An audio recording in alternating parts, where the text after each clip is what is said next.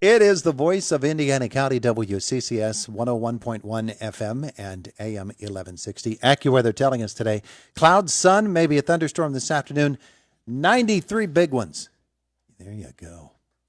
In downtown Indiana right now, let's find out. The temperature this morning right now is 74. It is climbing a little bit slower than we thought, but it's going to get there up to 93 degrees, 8:46 in the morning.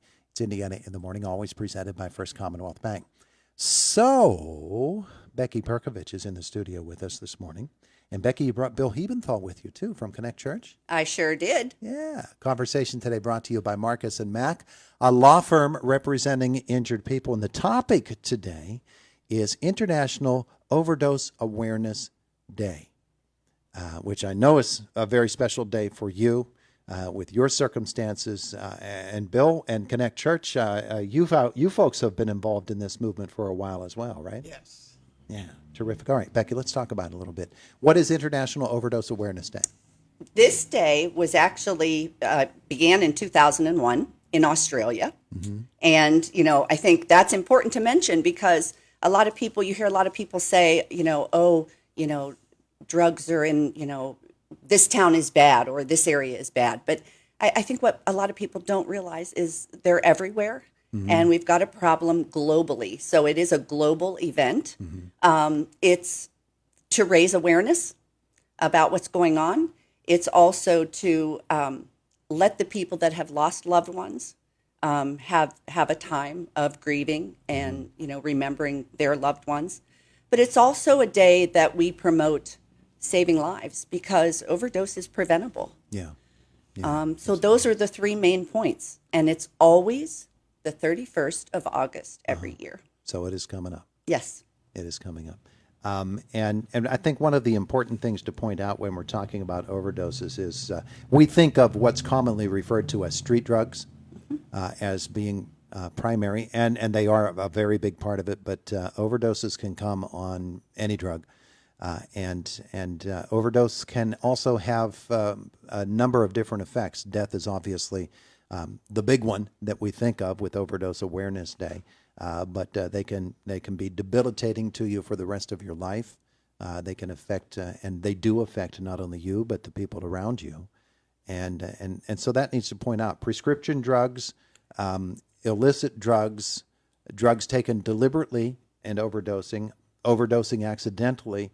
All of these things play into this, don't they? Absolutely, they do. And when I mentioned awareness as being one of the aspects of our Vigil Day, raising awareness helps to reduce the stigma. Mm-hmm. And a lot of times, the stigma keeps people from getting educated, foremost, and that's the most important thing because until you really know about the disease of addiction and you understand it.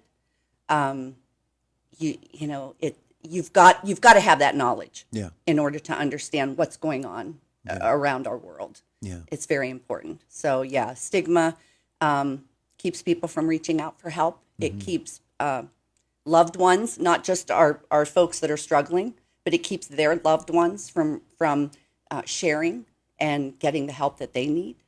And so it's very important that we raise awareness about this. Yeah. Bill Hebenthal, let's talk with you a little bit as well and your connection to International Drug Overdose Awareness Day. Of course, Jackie, I keep wanting to call you Jackie. And that's okay. Yeah. And that's okay because we smile. Yeah. We smile.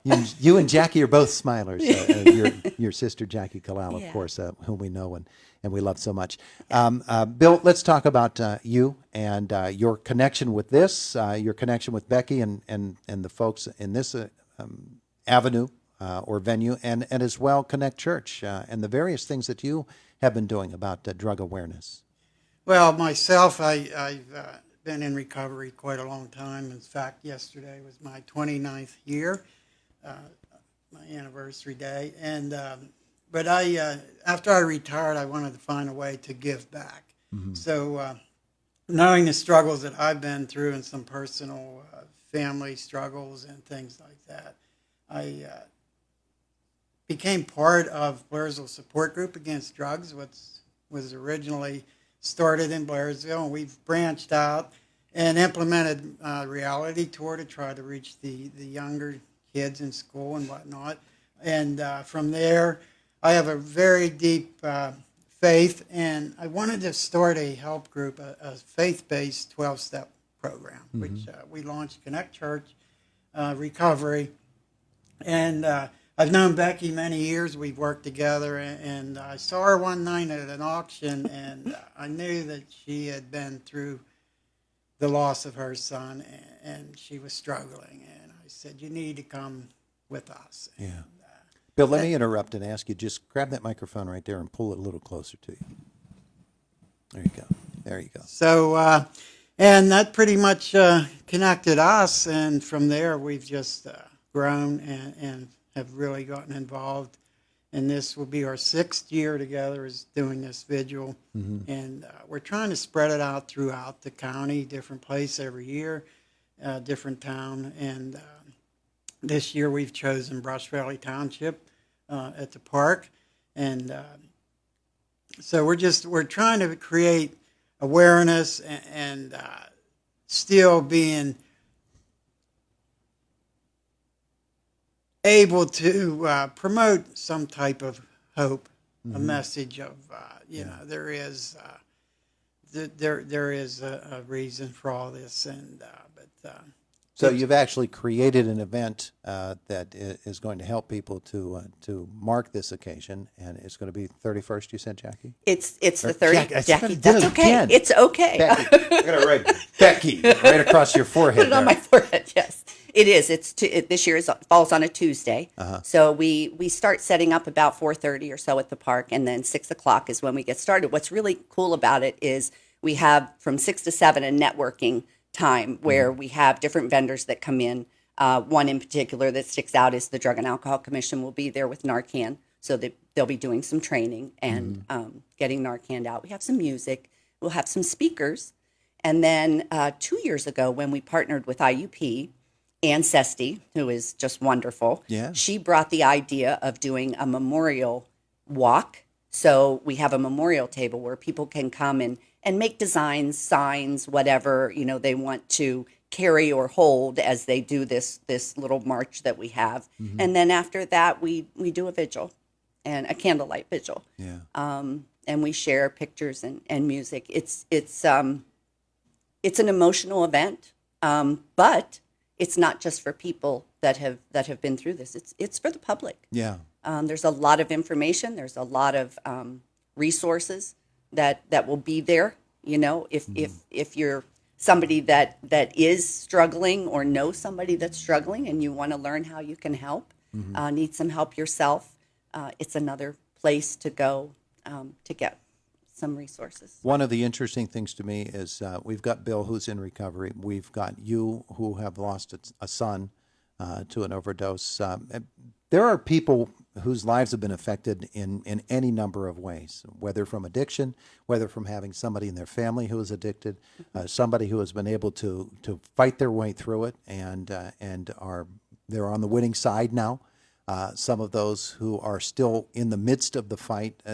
All along that spectrum, they and their family members, their friends, all of them could be not only a part of this event, but could be helped by this event simply by being around others who are in the same boat or were.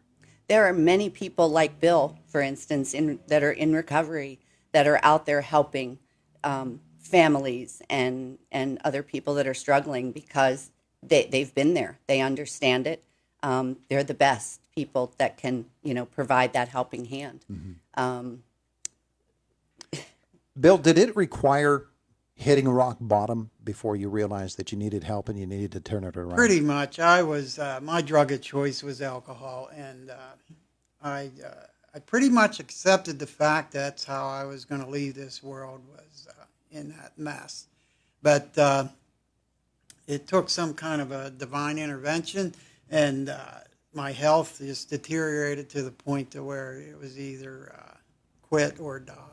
And I chose to get help, and and it's been a long battle. I've struggled through a lot of physical results of that, but I've weathered the storm, and so that's the message of hope that I try to bring at these vigils. I normally speak, And I spoke now every year, and it's my intention to bring a message of hope to those who are left behind, Yeah. and the families that are dealing with their loss. Yeah, well, your example should point out to those who are lost in addiction in some way or another that you don't have to go all the way to the bottom before you turn it around. You can stop that fall right away and turn it around and make it happen. So for people who want to do your 12-step program with Connect Church, what do they need to do? We meet Thursday evenings at 6:30, and So tonight. Yeah, so it'll be tonight. Yes, and we follow a Christ-centered format, but we also provide time for small group setting and family support. And we have CRSs who belong to our group. I happen to be one myself, and we just pull together all the resources we can possibly provide. And For people who don't know, where do you meet? Connect Church is located across from Dean's Diner on Route 22, Blairsville, PA. Okay. And for the event on August 31st, Becky, what do they need to do? Just show. Show up. Yeah, Yeah. show up and be, have some open ears and open minds, and, learn what you don't know, because what you don't know, you don't know. And I was in that position when my son was struggling. I was very uneducated. And today I realize how necessary it is for not just people that have loved ones struggling, but for society to be educated about what we're dealing with. All right. So that'll be happening on the 31st Brush Valley Park. Right. Very good. Thanks both for coming in. Thank you for having you. us. It is the voice of Indiana County, WCCS 101.1 FM and AM 1160.